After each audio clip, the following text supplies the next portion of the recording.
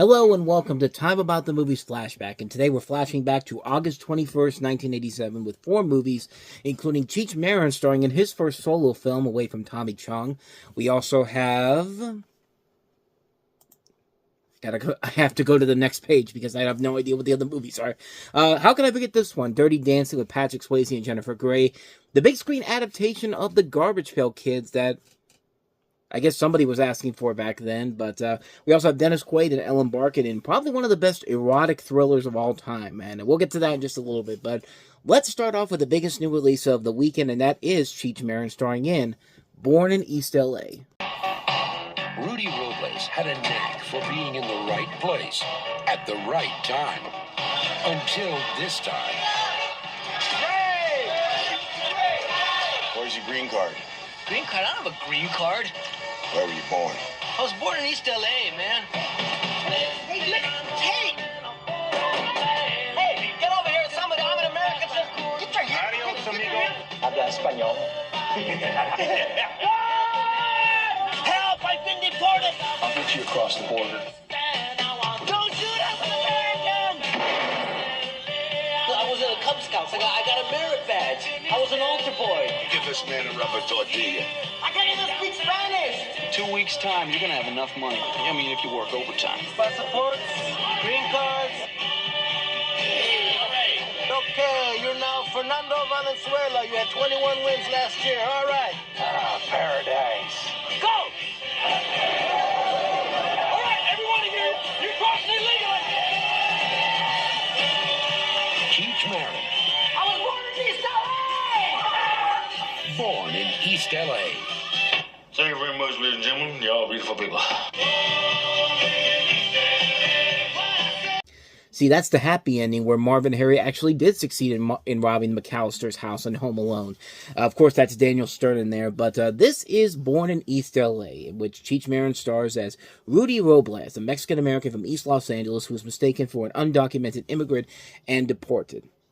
Clearly a movie that was dated back then, has no relevance in anything going on in today's world, and will never be anything but anything less than undated, unlike today. But I'm just stretching this joke along here, but you get the idea here. But Born in East L.A. is a notable movie for a number of different reasons. As I said before, it's the first solo film for Cheech Marin without the involvement of Tommy Chong. I don't know. I can't remember if they broke up around this time or not, But also, this is also one of the last films from Universal executive Frank Price, who was fired between greenlighting this movie and production due to the failures of a movie from the 1986 season, Howard the Duck, which ended up being a massive, massive failure. And because of that, the film wasn't marketed well at all. In fact, it didn't really make much of an impact in terms of the box office and all that. But it did well enough. I mean, it couldn't have been that expensive overall to produce in general, but the film did eventually make its money back, and it was the second highest grossing release it on its opening weekend, so it did make its money back overall, and it has a loyal fan base to it, and it's actually a lot better than I thought I was going to give it a lot of credit for. I mean, for one thing, it's a movie where it could have easily fallen apart right from the get-go. The trailer didn't look that intriguing, plus Tommy Chong not involved in here, Cheech Marin going out on his own. Nobody really knew back then what this was going to look like without having Chong involved, but Cheech Marin shows that he can handle it on his own, as he would later show in other movies like Oliver and Company. But also, it's a movie that really could have been just a one-note film, but it's anything but that. It actually does have a lot of good, legitimately hard laughs in there. I was actually really impressed at how much I actually enjoyed this movie, and I thought that everybody in here played their part very well. You've got a strong cast that also includes Paul Rodriguez, Jan Michael Vincent, Jason Scott Lee, Lupe Ontiveros from The Goonies and Desperate Housewives is in here too. It's actually a fun little movie. It's a fun film that shows I keep wanting to say Tommy Chong, but what Cheech Marin can do on his own. He also directed and wrote the film too, so he has he's got his hands all over this baby here, and it does work very well. It's a very entertaining film. It's very funny, and it knows exactly what it wants to do to entertain the audiences, and it works very well. It's a very fun film. It's not a film that's going to be like a smart comedy in any way, shape, or form, but it's a film that is very entertaining, and one of those little surprises that kind of came out of nowhere. it actually turned out to be a pretty solid film. I was expecting a lot worse than what I got, but I'm actually glad I saw the film because it actually is a legitimately good movie and one I kind of want to see again. So yeah, that's Born in East L.A. But let's get to the most probably easily the most recognizable movie and the biggest successful movie that came out this weekend, even though it was the second highest grossing film released this weekend, and that is, of course, Patrick Swayze and Jennifer Grey starring in Dirty Dancing. Vacation and his summer job. No funny business, no conversations, and keep your hands off. Watch me now. Vestron Pictures presents Dirty Dancing. Starring Patrick Swayze and Jennifer Grey. Dirty Dancing. Get ready for the time of your life. Soundtrack available on RCA Records and Cassettes, rated PG-13. Opens Friday, August 21st at a theater near you. So now we're looking at the original release of Dirty Dancing. I've already covered this movie on the original Time About the Movie show back in 1997 when, the 10th anniversary re-release came out. And my thoughts really have not changed that much on the movie itself. Of course, the story is about, you have Frances Baby Houseman, played by Jennifer Grey, is a young woman who falls in love with a dance instructor, played by Patrick Swayze, at a vacation resort. And it has the classic songs and all that. It was a big hit when it came out. It went on to become one of the first real big video successes back in the day. And like I said, I've talked about this movie before, and really not much has overall changed with my thoughts on the film. I don't hate the movie in particular, but I did say back when I did the re-release of it that I just thought the movie was not... It wasn't anything too memorable to me. I mean, the songs are great in that movie, and yeah, I'll admit Patrick Swayze and Jennifer Grey do have a nice chemistry, but the film overall just wasn't it wasn't up to my personal taste for whatsoever. And I mean, it hasn't really gotten better over time for me, especially considering since I did that review back in a year and a half ago, actually. I think it was around July of 2023 when I was doing that. But I don't have anything really that bad to say about the movie itself. I just really felt that the film was just kind of like, it wasn't what made for me pretty much. And I don't know. I mean, like I said, Patrick Swayze and Jennifer Grey, I think they are the heart that carries the film. The music is great in the film. I've Had the Time of My Life is such a good song overall. The soundtrack is great.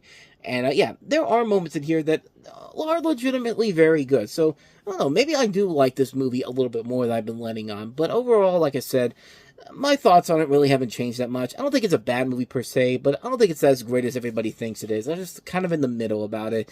A couple things I liked overall, but my thoughts really haven't changed that much on this movie overall. Like I said, not a bad movie, but not a great one either. My personal opinion on that, So, with that said, let's go ahead and move on to our next movie, which I gotta keep going back to here because I keep forgetting them. And, I mean, how could I forget such a masterpiece of a movie called the Garbage Pail Kids movie? I mean, how bad could this movie possibly be?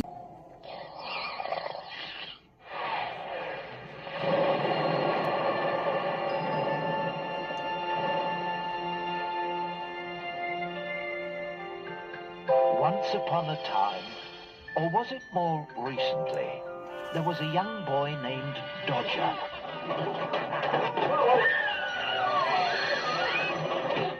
He was the sort of child who was always left out of things. Each day after school, Dodger works in a junk shop owned by the mysterious Captain Nancy. Witch's broth and vampire's brew make these clothes as good as new.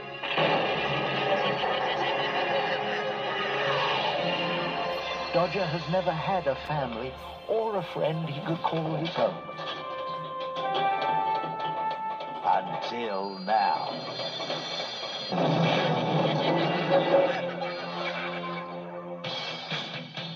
What's that? He came out to help us. Meet the Garbage Pail Kid. Starring Nat Nerve, Windy Winston, Messy Tessie, Give him a chance, Tangerine. You'll like it. Alligator, Valerie Vomit, Lisa Gray, I'm gonna get fired for this. Foul Phil, Nice to the totes.